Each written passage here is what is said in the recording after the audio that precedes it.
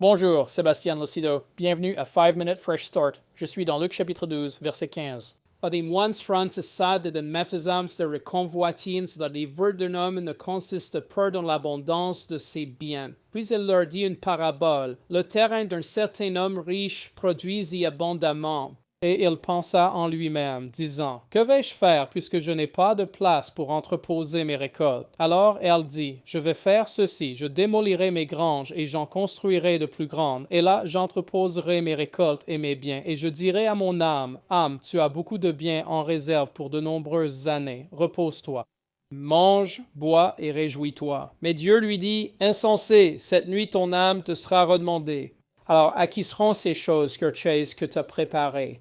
Ainsi est celui qui amasse des trésors pour lui-même et qui n'est pas riche envers Dieu. Leçon très importante ici. Dans notre pays et en Europe de l'Ouest, la libre entreprise, construire une entreprise, accumuler des richesses font partie de notre tissu. Tout le monde veut avancer. Et l'ISMAIC veut faire des choses extraordinaires, accumuler des richesses, acheter des choses. Dans ce cas particulier, la Bible nous dit trois choses. L'une d'elles est que ce type, comme tout homme d'affaires, tout professionnel, dit « J'ai beaucoup de récoltes. J'ai beaucoup de biens, j'ai besoin de plus de place, je veux le construire, je veux construire de plus grands greniers. Je vais les stocker là-bas parce que mon objectif, donc c'est une chose, mon objectif est de prendre ma retraite avec assez pour vivre tranquillement. Donc deux choses sont importantes quand il s'agit de construire une carrière, une entreprise et de l'agrandir. Dieu doit être la priorité.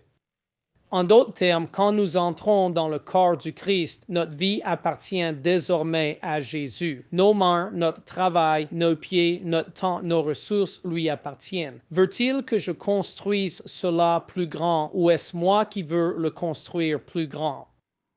Qui est responsable? Qui prend cette décision? Donc, d'une part, si vous n'êtes pas riche envers Dieu, si vous ne croyez pas que Jésus est votre Seigneur et Sauveur et que vous voulez construire votre propre empire, vous savez, et pour nous, psychologiquement, c'est contre-intuitif de ne pas.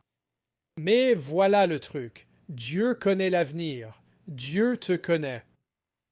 Justin consulté avec lui et voudrait découvrir. La deuxième chose, dans toute la Bible, nous ne voyons pas de retraite. Personne ne prend sa retraite. Donc, vous pouvez prendre votre retraite de votre emploi ou de votre carrière ou de ce que vous faites, mais vous ne vous reposez pas pour le reste de votre vie.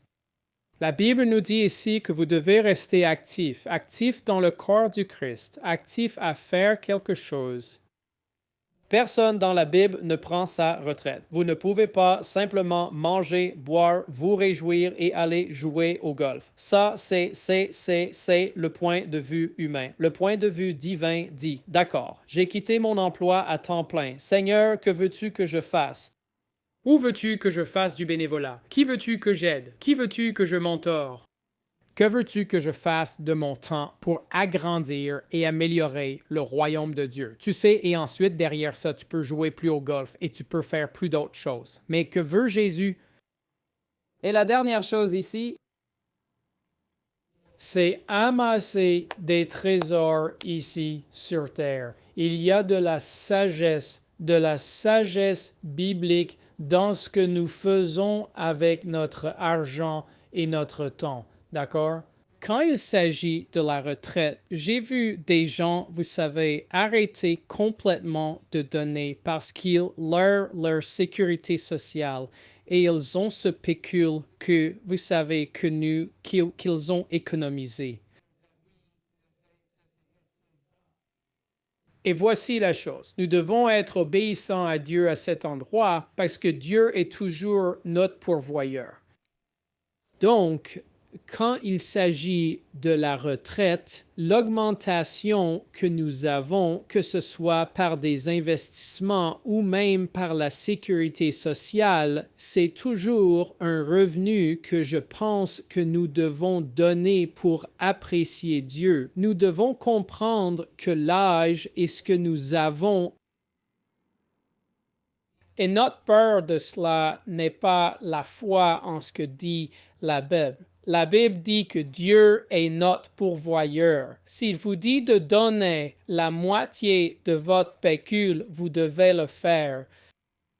il va le ramener. Donc, dans les 3 cas, c'est mettre Jésus en premier. Quoi qu'il en soit, c'est notre message pour aujourd'hui. Merci d'avoir écouté, regardé. Veuillez partager, suivre, aimer, commenter. Vraiment, cela nous aide. Que Dieu vous bénisse. Passez une excellente journée. Merci de regarder. Merci d'avoir regardé aujourd'hui. Pour rester informé et soutenir le ministère, visitez watchandsofttruth.com. Vous y trouverez des ressources gratuites, des séries d'enseignements complètes et des moyens de vous associer à nous pour répandre l'Évangile.